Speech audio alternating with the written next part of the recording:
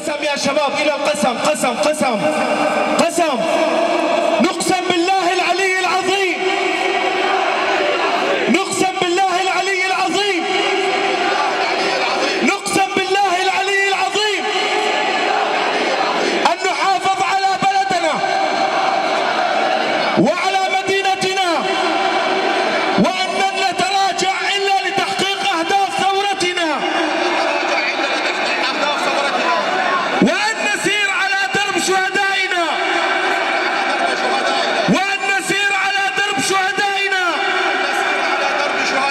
وأن لا نخون الأمانة، وأن لا نخون الأمانة، وأن نساهم بمالنا ودمائنا لنبني أوطاننا، والله على ما نقول شهيد، والله على ما نقول شهيد.